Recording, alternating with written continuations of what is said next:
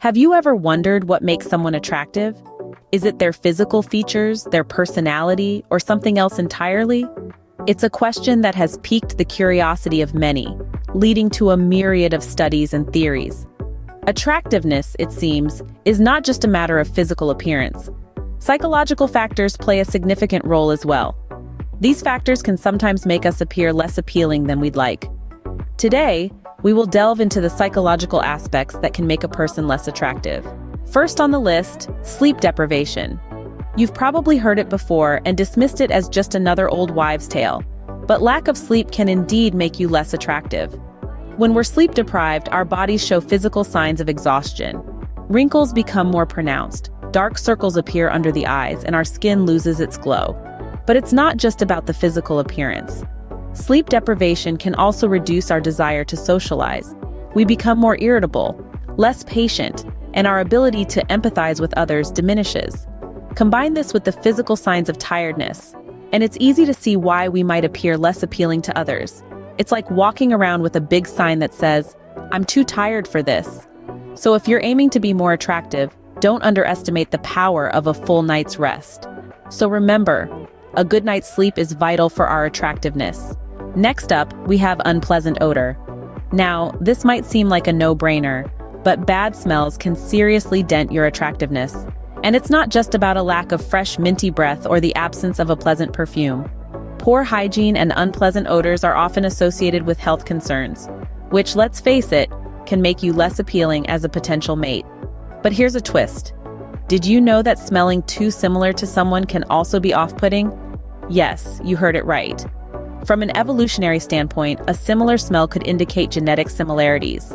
And instinctively, we humans are drawn to genetic diversity. It helps ensure the survival and health of our future generations. So, what's the takeaway here? Well, maintaining personal hygiene and a unique scent doesn't just make you smell good. It's also a subtle signal of your health and genetic diversity. Thus, personal hygiene can significantly influence how attractive we appear to others. Thirdly, we have an excessive focus on appearance. Now, it's natural to want to look your best. It boosts confidence, and let's be honest, it feels good. But when the mirror becomes your best friend or worst enemy, it's time to take a step back. Being overly concerned with looks can give off an air of superficiality and insecurity. It suggests that your self-worth is tied solely to your physical appearance, and that's not attractive. Think about it. Would you rather spend time with someone who's constantly checking their reflection, or someone who's engaging with you, showing interest in who you are and what you have to say? The latter, right?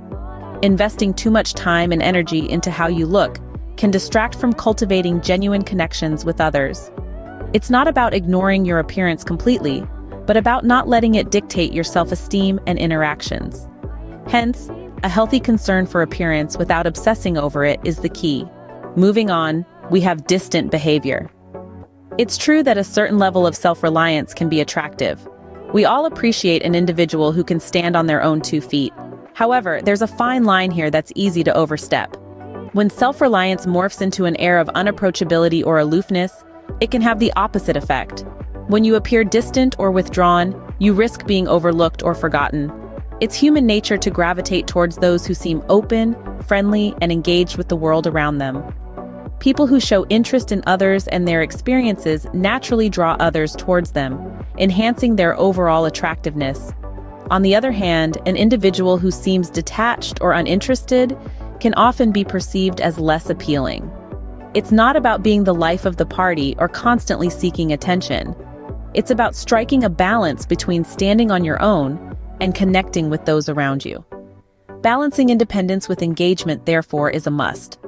Fifth on our list, clinginess. Now, we all crave connection and intimacy, right?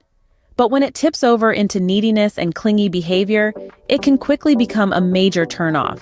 Insecurity is often the root of this clinginess, and it can manifest itself in many ways: incessant texting, demanding excessive attention, or showing jealousy over insignificant things.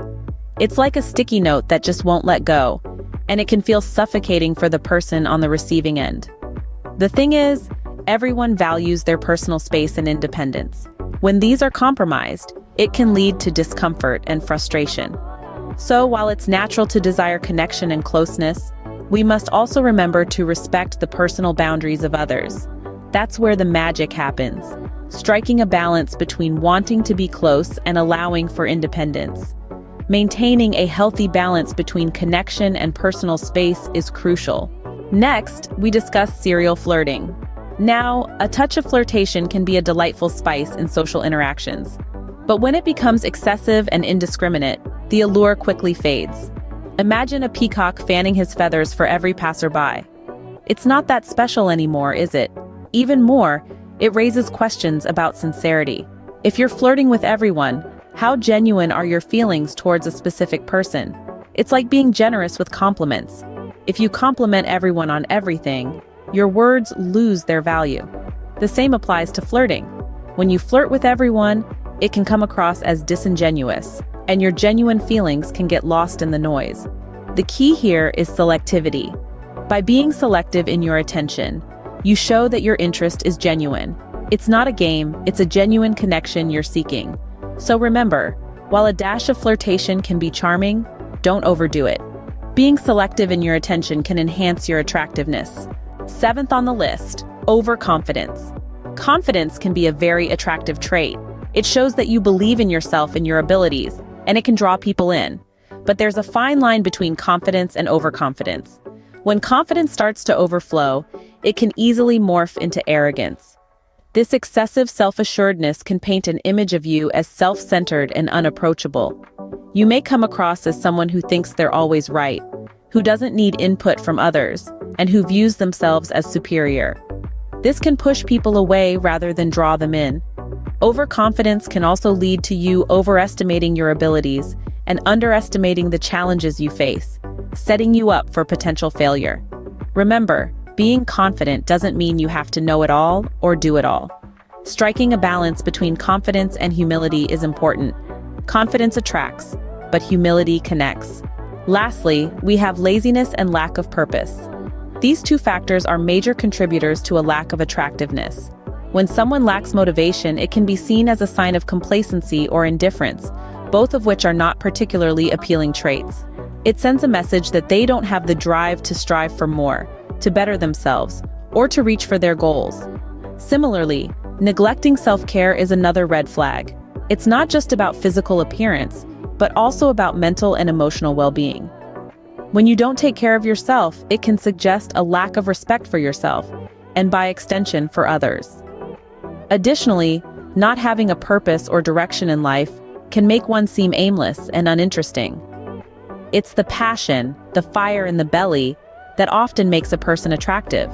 It's the spark that draws people in, the drive that keeps them engaged. Showing ambition, drive, and a desire for self-improvement is crucial. Let's recap the psychological factors that can make us less attractive. First, there's sleep deprivation. When we don't get enough rest, we not only look tired but also become less sociable. Next, unpleasant odors.